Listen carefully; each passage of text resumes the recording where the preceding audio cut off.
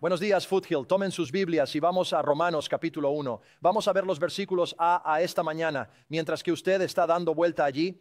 Cuando estaba en el seminario tenía este profesor, era un tipo increíble, y abría su Biblia hebrea, escrita en hebreo, y empezaba a leernos lo que decía, traduciéndolo en vivo al inglés.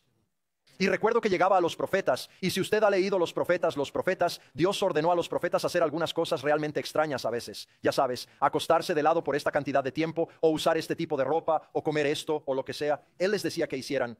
Y se detenía a veces, lo recuerdo, y decía, lo miraba a la clase, manos arriba, y decía, ¿qué tiene Dios derecho a decirnos que hagamos?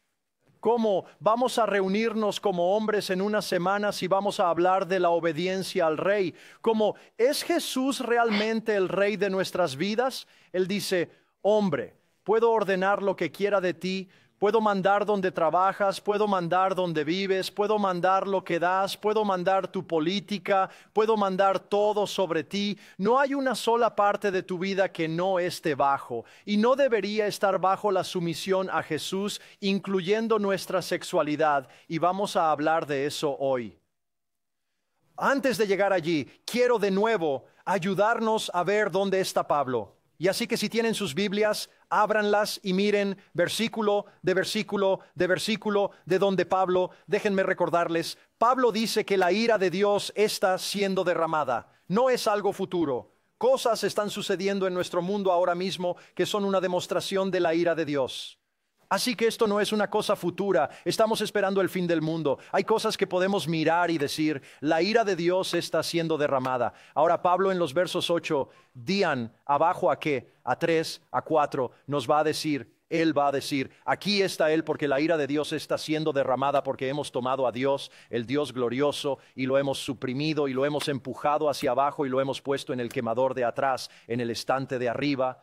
Lo tratamos como irrelevante, hemos menospreciado su gloria.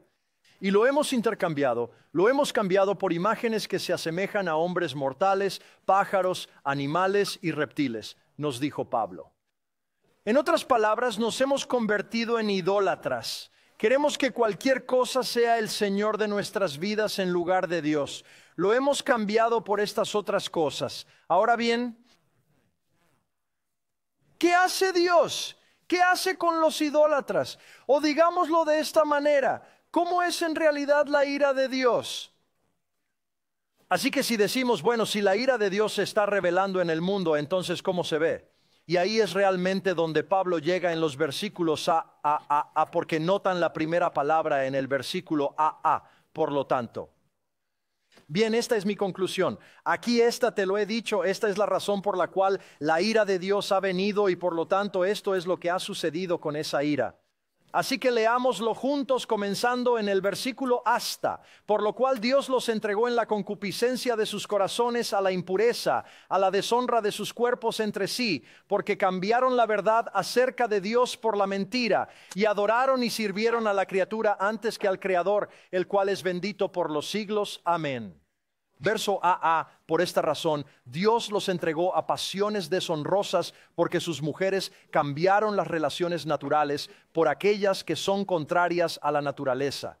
Y los hombres igualmente dejaron las relaciones naturales con las mujeres y se consumieron de pasión unos por otros. Los hombres cometiendo actos desvergonzados con los hombres y recibiendo en sí mismos el debido castigo por su error. Y como no tuvieron a bien reconocer a Dios, Dios los entregó a una mente envilecida para hacer lo que no se debe hacer. Entonces, ¿cuál es la esencia de esto? Cuando dices que Dios, cuando la ira de Dios se está mostrando, ¿cómo lo ves? Si tú fueras Dios, ¿cómo se vería tu ira? Porque para Dios no es lo que crees que va a hacer. Si puedo decirlo en una frase, su ira es el levantamiento de la restricción del corazón humano. Es esto, haz lo que quieras. C.S. Lewis solía decir que hay dos tipos de personas, aquellos que dicen a Dios, hágase tu voluntad, y aquellos a los que Dios dice, hágase tu voluntad. Tú sigue adelante y haz lo que sea que quieras hacer. Tú ahora, si quieres, ponte en el asiento del conductor y yo voy a levantar el freno y tú ve a donde quieras ir. Y esto es lo que Pablo va a decir. Prueba de esta ira de Dios y diciendo cómo Él ha dado a la gente a levantar las restricciones inmoralidad sexual. Y eso es de lo que él empieza a hablar en los versos hasta abajo, y vamos a hablar de esto y vamos a entrar en este pasaje un poco aquí hoy. Pero lo que quiero recordarles, lo que dijimos la semana pasada, ¿verdad? La razón por la que estamos en la posición en la que estamos ahora es porque hemos suprimido la verdad acerca de Dios, y la supresión no se queda en supresión. La supresión resulta en intercambio. Cambiamos la verdad acerca de Dios por una mentira, ¿verdad? Y cuando hacemos eso, tomamos una teología que dijimos que A.W. Tozer dijo, lo que piensas cuando piensas acerca de Dios es lo más importante acerca de ti. Incluso si dices, no pienso en Dios en absoluto, no creo que Dios exista. Eso es lo más importante de ti, porque ese tipo de actitud, esa supresión resultará en intercambio. Cambiarás a Dios por otra cosa, pero no se queda ahí. Eso se convierte en si quieres, tu teología. Lo que piensas cuando piensas en Dios, y tu teología no se quedará solo en teología. Tu teología se convertirá en tu psicología y se convertirá en tu sociología e influirá en la biología y se convertirá en tu ideología y determinará tu sexualidad. Cómo ves el sexo y la sexualidad tiene todo que ver con cómo ves a Dios. Así que quiero que veas cómo encaja esto, ¿verdad? Lo que Pablo está diciendo es que esto no se queda contenido. Lo que piensas cuando piensas acerca de Dios va a ir a las salas de juntas y dormitorios. Irá a todo tipo de lugares. Así que hoy vamos a hablar de lo que probablemente sea el sermón culturalmente más relevante que he predicado hasta ahora del libro de Romanos. Pero es algo de lo que tenemos que hablar. Tenemos que ir a donde el texto nos lleva, ¿de acuerdo? Y eso haremos hoy. Pero antes de llegar allí, solo quiero recordarles. Bien, si están en sus Biblias, retrocedan unos pocos versículos hasta el versículo 16. Recuerden que Pablo dice, estoy tan ansioso de predicar el Evangelio. Versículo 15, a aquellos de ustedes que están en Roma. Y luego dice esto, porque no me avergüenzo del Evangelio. La razón por la que quiero venir y predicar el Evangelio a ustedes es que no me avergüenzo, porque el Evangelio es el poder de Dios para salvación, para todo aquel que cree. Es el poder de Dios. Quiero que empecemos en este lugar. Quiero que recuerden que el Evangelio es el poder de Dios. Ahora recuerden, entonces lo que Pablo va a hacer es decir, ¿por qué necesitamos el poder de Dios? Pero quiero mostrarte cómo es el poder de Dios. Y entonces si quieres voltear a la derecha en tu margen por su 1 Corintios capítulo 6, empezando en verso 9, porque esto es lo que Pablo va a decir a otra iglesia en la ciudad de Corinto.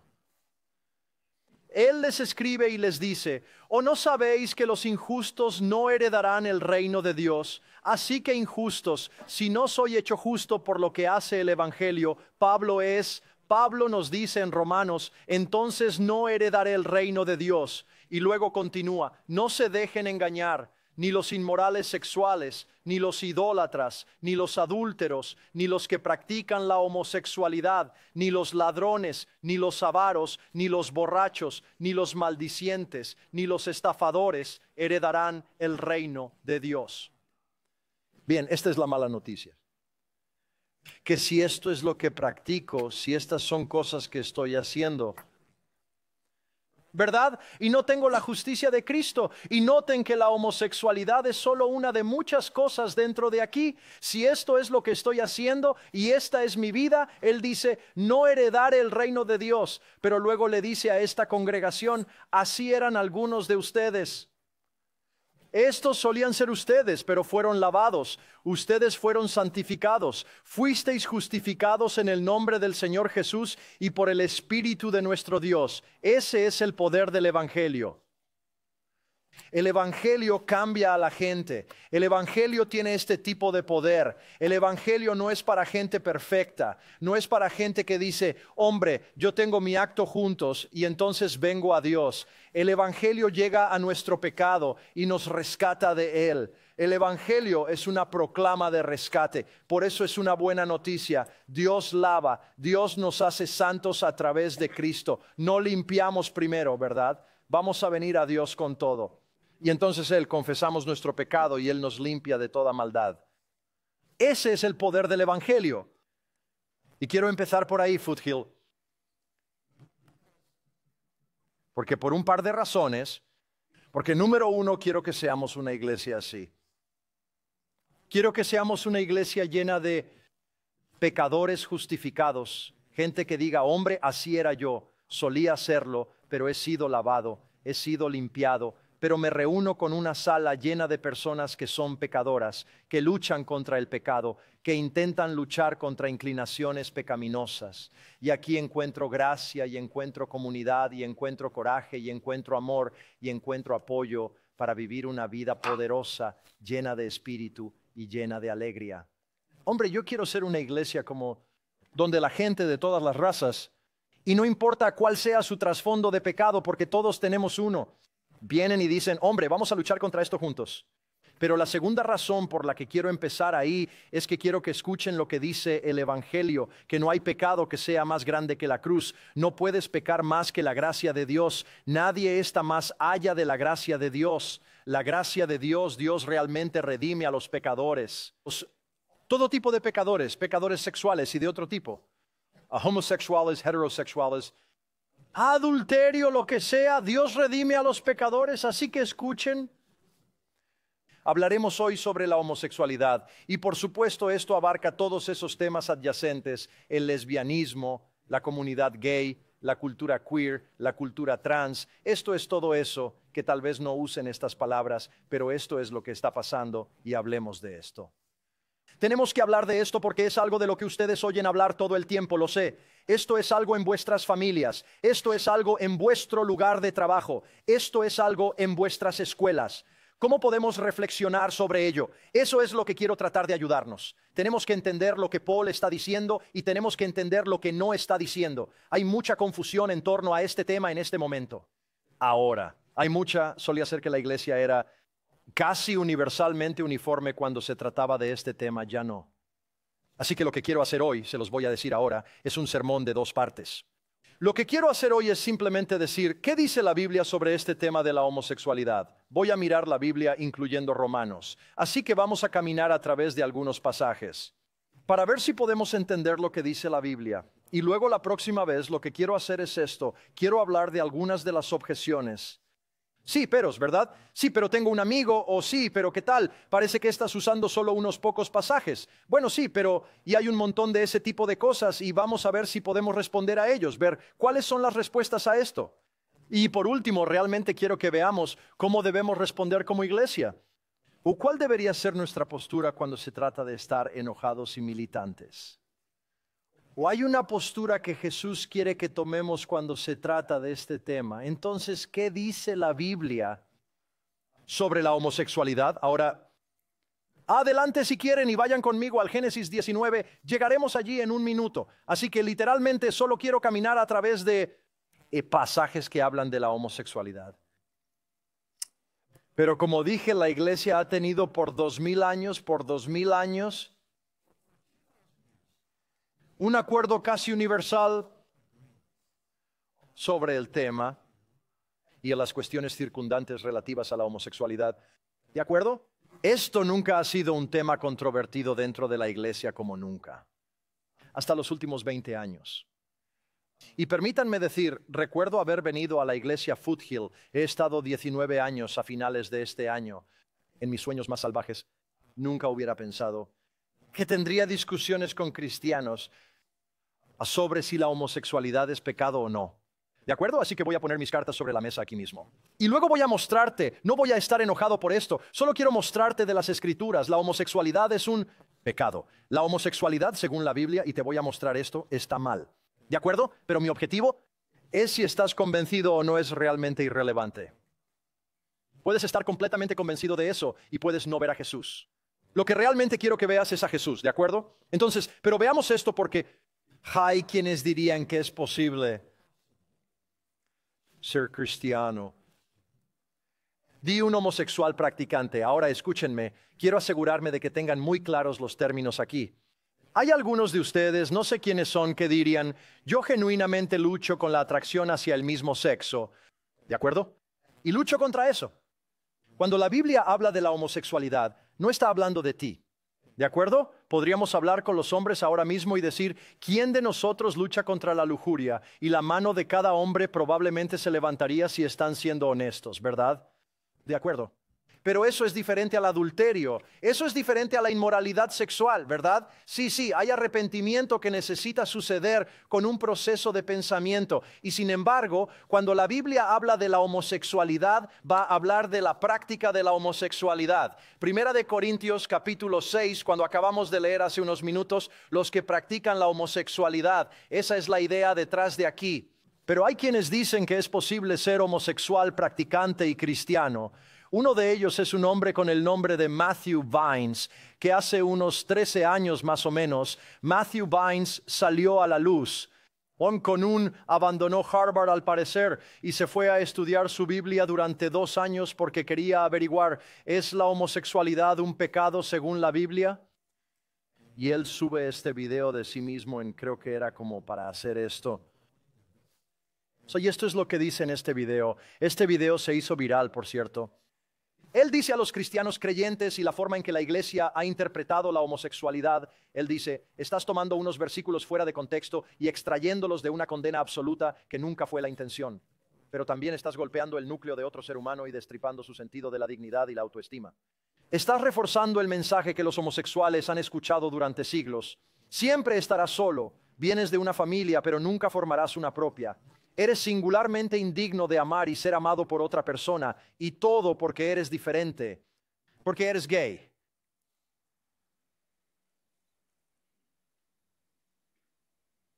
Estamos golpeando el núcleo de otro ser humano. Le estamos quitando el sentido de la dignidad y la autoestima. Les estamos diciendo, siempre estarás solo, nunca podrás ser amado por otra persona. Eso es horrible. Así que Matthew Vines hace esto. Él mira a la homosexualidad en la Biblia y esencialmente dice esto, que la homosexualidad es este impulso hacia la desmesura. Así que lo puso en la misma categoría que la gula. Usemos la comida, por ejemplo. No es pecado comer comida, es pecado ser glotón.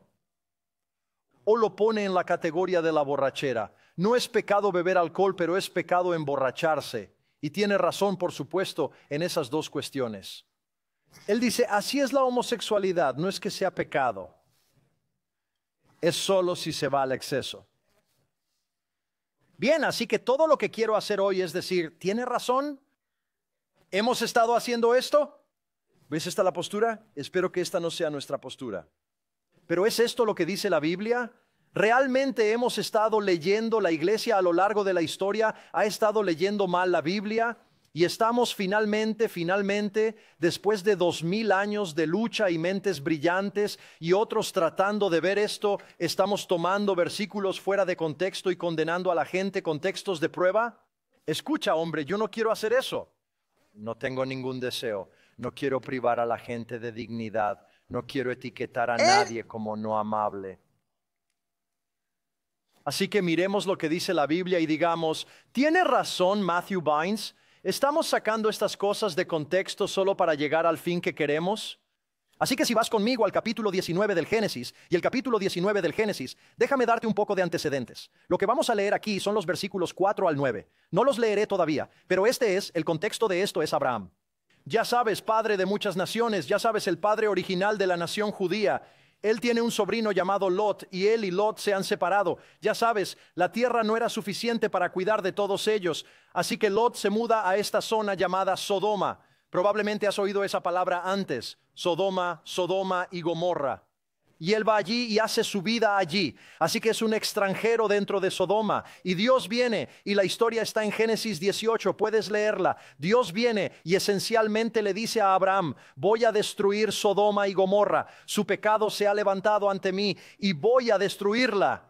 Y así, pero Abraham sabe que su sobrino Lot está allí. Y él está como espera. Dios espera, tiempo fuera. Si encuentras 100 personas justas allí, ¿detendrás tu mano? Sí, bueno, ¿qué tal 50? Sí, y literalmente pasa por este proceso de negociación. Dios, 40, 30, 12, 10. Sí, si hay 10 justos en esa ciudad, no la destruiré. Y luego el capítulo 19 se abre y estos dos ángeles enviados por Dios van y están allí realmente para decirle a Lot, esto es lo que está a punto de suceder. Y entran en la ciudad y Lot los ve, no sabe quiénes son y los invita a entrar en su casa. Ellos al principio se resisten y luego él los presiona, no, por favor, por favor, por favor. Y al final los convence de venir donde él solo quiere cuidarlos. Esto habría sido parte de la cultura de Oriente Medio, ¿verdad? Quiere ser hospitalario con la gente, así que los hace entrar. Y mientras están allí, la gente los ha visto. Estos no son pueblos masivos. Estos son pequeños pueblos imaginados. Y mientras están allí, esto es lo que sucede. Así que baja al capítulo 19, mira el versículo 4. Pero antes de que se acostaran, los hombres de la ciudad, los hombres de Sodoma, tanto jóvenes como viejos, toda la gente hasta el último hombre, rodearon la casa. Y llamaron a Lot. ¿Dónde están los hombres que vinieron a ti esta noche? Tráenoslos para que los conozcamos. Presta especial atención a esto. Como algunos de nosotros tenemos la idea de que conocer significa estar familiarizado con, ¿de acuerdo? Eso no puede significar lo que la interpretación es, porque mira cómo él responde. Si yo viniera a tu puerta y te dijera, me encantaría conocerte mejor, nunca responderías de la manera que Lot respondió. Mira el versículo 6. Lot salió a los hombres de la entrada, cerró la puerta tras de sí y dijo, os ruego, hermanos míos, que no actuéis con tanta maldad. He aquí tengo 2 hijas que no han conocido varón. Dejad que os las traiga y haced con ellas lo que os plazca. Solo que a estos hombres no les hagáis nada, pues han venido al amparo de mi raíz. Pero ellos dijeron, retrocedan. Y ellos básicamente dijeron, vamos a derribar la puerta y vamos a hacerte peor de lo que les hacemos a ellos. Esto no es un acto de, solo quiero familiarizarme con ellos. De hecho, así, porque Lot dice que están haciendo mal y él ofrece a sus hijas. Sus hijas están comprometidas con algunos hombres de Sodoma. Así que esto no están diciendo queremos conocer gente en tu casa que son extraños para nosotros. Ese no es el contexto aquí. Así que no es, quiero conocer. Conocer es una forma en que la Biblia habla maravillosamente, debo añadir, sobre la intimidad sexual. Adán conoció a Eva y concibieron y tuvieron un hijo. ¿Verdad? José conoció a María, o no conoció a María, ¿verdad? Ella nunca fue conocida por un hombre. Hay todos estos lugares en las Escrituras donde ves que se habla de intimidad sexual con esta palabra de conocimiento. Es una hermosa manera de pensar en esto. Es la última forma de conocer a otra persona. Y así estamos hablando aquí de intimidad sexual. Están diciendo, esto es lo que queremos hacer con estos hombres. Pero algunos dicen, bueno, el problema en la historia de Sodoma es que estaban siendo inhospitalarios. La gente de Sodoma estaba siendo inhospitalaria con los extraños. ¿Y es eso cierto? ¿Es ese realmente el problema en Génesis 19? Bueno, ciertamente estaban siendo inhóspitos. ¿Verdad? El deseo de sacarte y contra tu voluntad, tener sexo contigo no es hospitalario. Creo que todos estamos de acuerdo en eso, pero ¿es ese realmente el asunto? Bueno, Judas versículo 7, solo hay un capítulo en el libro de Judas. Judas dice esto, así como Sodoma y Gomorra y las ciudades circundantes, que igualmente se entregaron a la inmoralidad sexual y persiguieron deseos antinaturales, sirven de ejemplo sufriendo un castigo de fuego eterno. Así que para Judas, mira esto.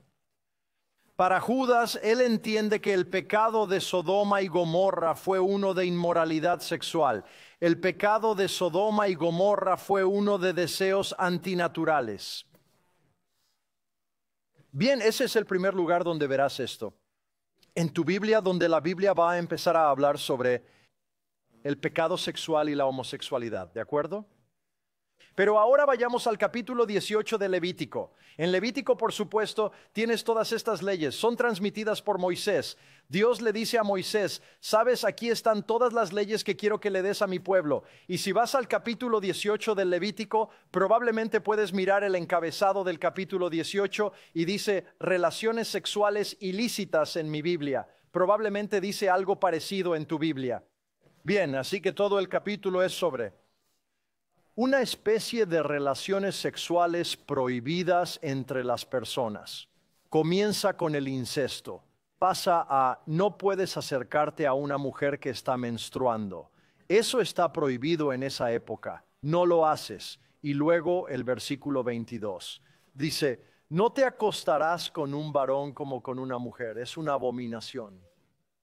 Bien, ahí estamos hablando de homosexualidad. Pasas la página y vas al capítulo 20 del Levítico y llegas al versículo 15, y aquí están los castigos por inmoralidad sexual, por adulterio o incesto. Y llegas al versículo 13. Si un hombre se acuesta con un varón como con una mujer, ahora noten esto: ambos han cometido una abominación. Esto es lo que quiero que sepan. La Biblia no solo usa el término abominación. No es una declaración general sobre cualquier pecado. Ahora escucha, todo pecado es una afrenta a Dios. Todo pecado es castigable con la muerte bajo la ley de Dios, bajo el mandato de Dios, que la paga de cualquier pecado es la muerte. Ese es el juicio bajo el cual nos encontramos, pero la Biblia reserva la palabra abominación para pecados particularmente atroces, y esos pecados casi siempre tienen que ver con la idolatría. Así que esto es fascinante, compruébenlo. Descubrirás a lo largo de la historia humana, a lo largo de cada cultura, la idolatría y la moral sexual van de la mano, a través de la historia, siempre. Y esto es, por supuesto, Romanos 1. ¿De qué acaba de hablar Pablo? Nos hemos convertido en idólatras y ahora nos hemos vuelto sexualmente inmorales. Esto es lo que hace la gente. Miran el Levítico y dicen, bueno, no, lo que realmente está prohibido aquí es un tipo de prostitución, una prostitución sexualmente inmoral que ocurría en algunos de los templos de la época. Y ciertamente eso ocurría, pero ¿es eso cierto? Lo es, mira. Solo te invito a leer todo el capítulo.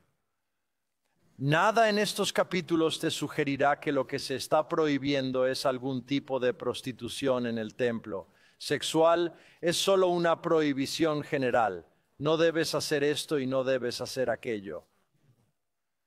Y entonces el contexto prohíbe de hecho otros pecados sexuales. Dais que no puede haber incesto, no puede haber adulterio, incluso de hecho habla de bestialidad. No hay nada, ni una palabra sobre la idolatría del templo. Así que en otras palabras, lo que se dice en el Levítico es que está mal, independientemente de quién lo haga o dónde lo haga. Estas son cosas malas. Estas van en contra de la ley del Antiguo Testamento. Algunos dirían, bueno, realmente lo que se prohíbe aquí no es consensual, así que es intimidad sexual consensual, ¿verdad? Así que esto es correcto. Bueno, mira el versículo del capítulo de nuevo. Él condena es para ambas partes. Si de lo que Levítico A te está hablando es de violación, entonces esto es completamente injusto. Y este es el asunto. Dios nunca condena en las Escrituras a las víctimas de violación. Nunca. Todo el camino hasta el Nuevo Testamento, o incluso con David, uno de sus hijos, violar a una de sus hijas. El castigo no es castigarla nunca. Así que esto es de lo que se está hablando aquí, es consensual. La moral sexual, específicamente la homosexualidad en estos dos pasajes, y Dios lo prohíbe. Ahora vamos a tratar con una gran objeción. Te dije que haría la mayor parte de eso la próxima semana y lo haré, o la próxima vez y lo haré. Pero hay una gran objeción porque una de las cosas que escucharán y que van a confrontar es que la gente va a decir, miren lo que hacen ustedes los cristianos, van al Antiguo Testamento y toman las cosas que no quieren y las tiran a un lado y se quedan con las cosas con las que piensan que quieren mantener a la gente deprimida. Así que si me conoces, sabes que me encanta el cangrejo probablemente más que cualquier carne en el mundo. Bueno, según el Antiguo Testamento, eso es contra la ley. No deberías comer eso, Chris. Ahora mismo estoy vistiendo telas mixtas y eso va contra la ley del Antiguo Testamento. Entonces, ¿por qué? ¿Cómo es que puedes elegir? No tengo ningún problema en ser amigo. Yo estar cerca de alguien que tiene eczema en la piel. Incluso los tocaría. No me molestaría tocar un cadáver. ¿Por qué podemos hacer estas cosas cuando el Antiguo Testamento las prohíbe específicamente? ¿No eres cristiano? ¿No estás siendo incoherente? Bueno, la respuesta es por supuesto sí, estamos siendo incoherentes. Es decir, no aplicamos el Antiguo Testamento de la misma manera, independientemente de lo que diga, ¿verdad? Pero la gran pregunta es, ¿por qué somos incoherentes? ¿Tenemos alguna justificación para ser incoherentes? Y la respuesta es sí, y su nombre es Jesús. Permítame explicar esto. Notarás que si viniste a la iglesia hoy, probablemente no temiste que antes de que comenzara el servicio iba a sacrificar un cordero para que pudiéramos todo el mundo. Es como, no quiero ir a esa iglesia, ¿verdad? Ya no hacemos sacrificios, ya no hacemos sacrificios. ¿Por qué? Están ordenados por el Antiguo Testamento. Bueno, algunos de ustedes están empezando a, como las sinapsis son como, está bien porque Jesús se encargó de eso, ¿verdad? Ok, bueno, esto es exactamente Jesús viene a nuestro mundo. ¿Sabes lo que hace Jesús? Declara toda la comida limpia. Adelante, come cangrejo. ¿Verdad? Él ignora las leyes de limpieza. Ya no le preocupa la pureza ritual. Toca a los leprosos, toca cadáveres, toca a las mujeres que están menstruando. Nada de eso está prohibido para él. ¿Por qué?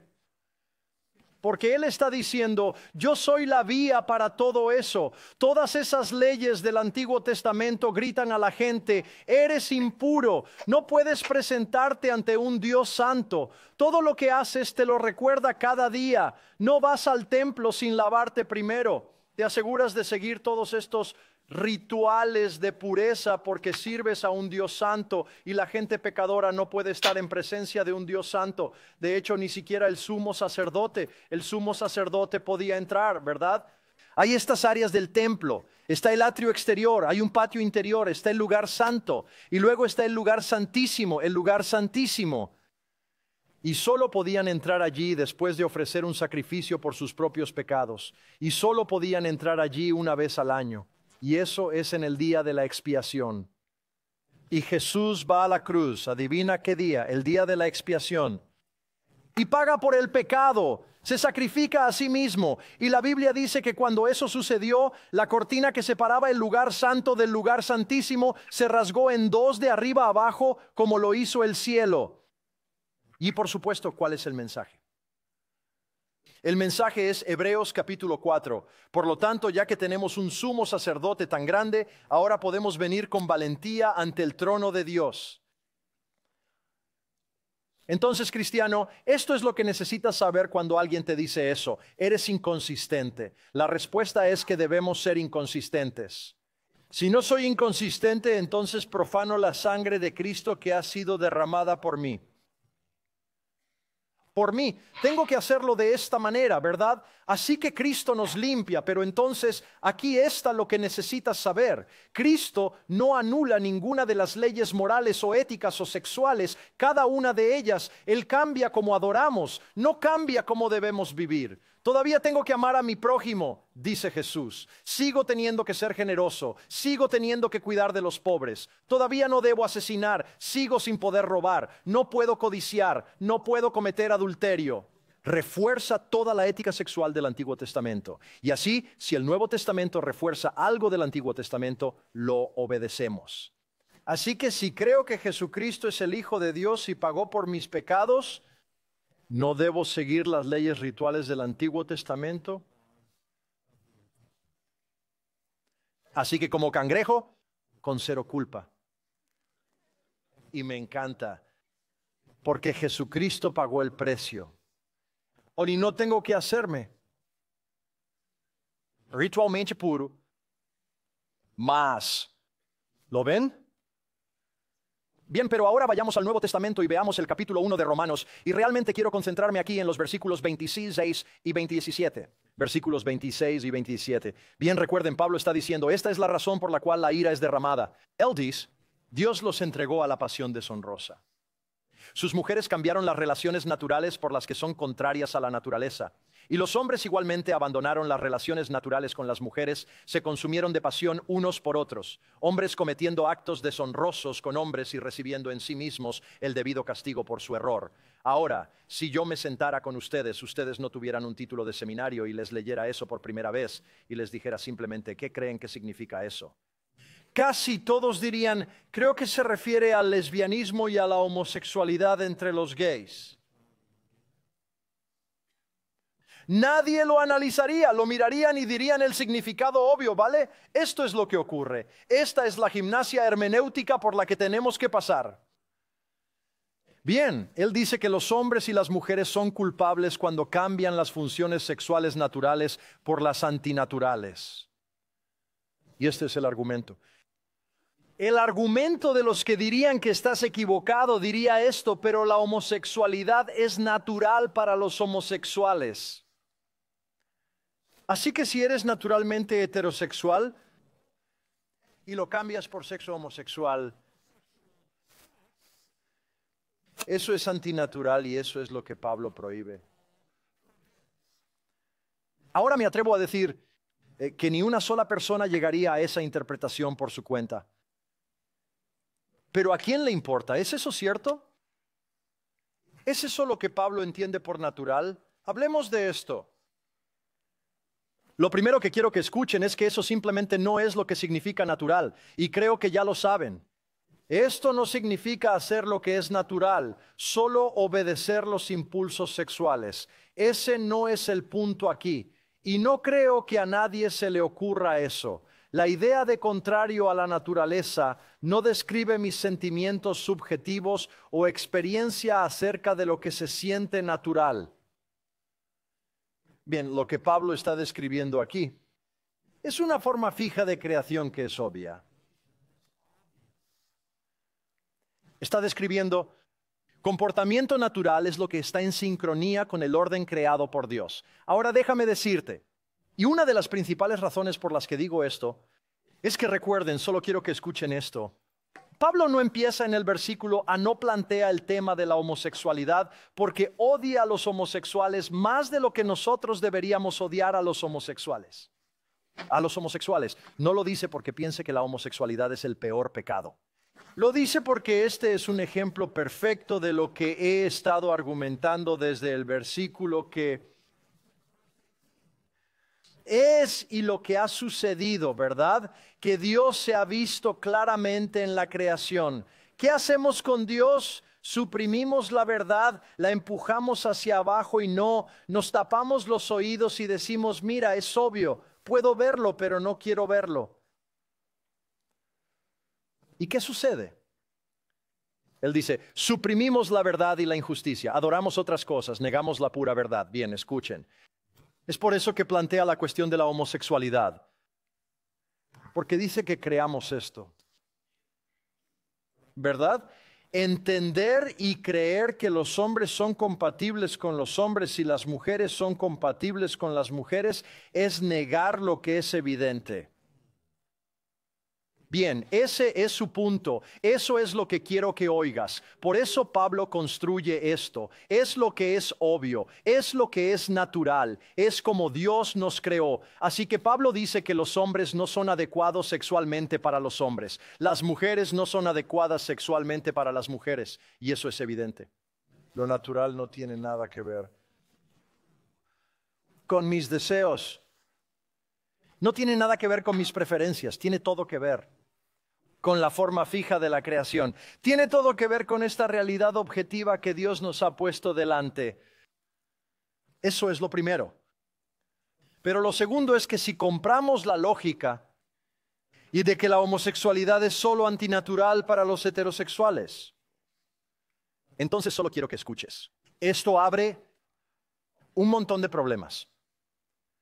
Porque si eso es realmente lo que significa natural, antinatural, entonces ¿quién soy yo para decirle a cualquier hombre o mujer que quiera tener adulterio con otro hombre o mujer, hey, si esa es la forma en que sientes que es natural para ti, si estás naturalmente inclinado a no ser monógamo, entonces deberías ir por ello? ¿Quién soy yo para decirle a la persona que comete incesto, oye, si te sientes naturalmente inclinado hacia las personas de tu familia, ¿quién soy yo para interponerme en tu camino? ¿Cómo puedo interponerme en el camino del pedófilo que dice que me siento naturalmente inclinado hacia los niños? Y así sucesivamente. ¿Ves? Si eso lo decimos por uno, lo decimos por todos. No creo que queramos decir eso. Pero número 3, de nuevo, solo quiero que escuchen esto de nuevo. Pablo introduce la homosexualidad porque en primer lugar sería un pecado. En aquel tiempo que todos entendían y dirían, asentirían con la cabeza, es antinatural. Vemos que, aunque esto era común, hablaremos de esto un poco más la próxima semana. Era simple, pero muestra a Pablo diciendo esencialmente esto: quiero mostrarles cómo cambiamos la verdad simple por una mentira, cómo suprimimos la verdad. Así que no está diciendo, voy a empezar con los homosexuales porque ese es el peor, el pecado más atroz. ¿Verdad? Eso no es lo que Pablo está diciendo. Pablo no está construyendo un argumento para tratar de atacar a los homosexuales, como verás aquí en las próximas semanas. No está diciendo que el asesinato o el engaño o la moralidad sexual es el mayor problema. Él está construyendo este argumento comenzando en el verso de los adolescentes y diciendo, aquí está el por qué necesitas el poder del evangelio. Es porque son negadores de Dios, suprimen la verdad. Y poco a poco va desmantelando a los santurrones, porque adivinen qué pasa. Podemos escuchar a Pablo en los versos del 18 al 28 y decir, sí, ve por él, Pablo, ve por él, ve por él. Sí, ve tras esos malvados, gente horrible, y espera hasta que llegue al verso 29 y espera a que llegue al versículo 32. Y te vas a dar cuenta que para cuando lleguemos al final de la mitad del capítulo 3, ninguno es justo, no, ni siquiera uno. ¿Ves? El mayor problema del mundo no es la homosexualidad, porque si ese fuera el problema, entonces la cura sería la heterosexualidad. Y esa no es la cura. Bien, lo más grande que quiero hacer no es convencerte de que la homosexualidad está mal. Espero que estés convencido de eso. Espero que entiendas que está mal, pero puedes ser heterosexual. Puedes creer que está mal y aún así extrañar a Jesús. El mayor problema, lo que Pablo está identificando aquí, es que nos hemos apartado de Dios. Nos hemos convertido en negadores de Dios. No le hemos dado la gloria que le corresponde. Y escúchame, esta es la raíz de todo pecado. Todo pecado, el asesinato y el adulterio y la inmoralidad sexual y la mentira y el robo y la homosexualidad, lo que sea, simplemente hemos fallado en darle la gloria al Creador y se la hemos dado a las cosas creadas. ¿Ves? Nuestro mayor problema es que eso es lo que hemos hecho. Y aquí está la cosa. La ley no puede hacernos volver a Dios. Ser recto no puede hacerte volver a Dios. Ser bueno no te puede regresar a Dios. Solo la gracia de Dios en el Evangelio de Jesucristo puede hacer eso. Por eso necesitas el Evangelio. Entonces, déjame darte un resumen si esto te ayuda. Esto es esencialmente lo que la Biblia dice sobre el tema de la moralidad sexual y la homosexualidad. Bien, número 1, tienes esto en tu aplicación. Si quieres tenerlos ahí, puedes escribirlos. La Biblia enseña uniformemente la única forma de expresión sexual aprobada por la Biblia es el sexo entre un hombre y una mujer dentro de los lazos del matrimonio. Bien, nunca encontrarás ninguna aprobación de cualquier otro tipo de sexo. Cualquier cosa fuera de eso es considerada por los términos de la Biblia inmoralidad sexual. Número 2, inmoralidad sexual, que incluye homosexualidad, es una forma de quebrantamiento pecaminoso traído por la caída. Bien, digámoslo. Cada parte de nosotros está rota. No hay una pulgada cuadrada de nuestro universo, de tu personalidad o mi personalidad, de mi cableado. Mira, trataremos esto la semana que viene. ¿La homosexualidad es genética? Sabes que podría serlo. Déjame conceder ese punto por un minuto. Simplemente no importa. Hay gente que dice, estoy genéticamente predispuesto hacia el alcoholismo. Estoy genéticamente predispuesto y por alguna razón tengo este impulso de robar. Y cada una de esas cosas sigue estando mal. Dios no baja su estándar porque alguien está genéticamente predispuesto a hacer eso. Él todavía va a llamar al pecado, pecado. Así que todos estamos rotos sexualmente. Cada persona, esta habitación está llena de quebrantamiento sexual, se los prometo. Y tiene sus diversas formas. Pero esta es la realidad. La moralidad sexual es parte de la caída.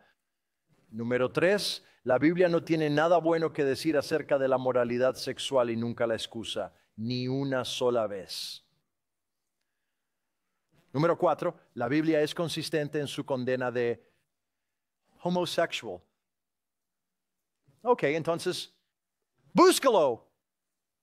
Y escucha, te lo diré ahora mismo. Me encanta que tengamos tanta información a nuestro alcance, pero te lo digo ahora mismo. Puedes encontrar a cualquiera que esté de acuerdo contigo. Podéis juntaros con maestros que os piquen las orejas todo el día si eso es lo que queréis.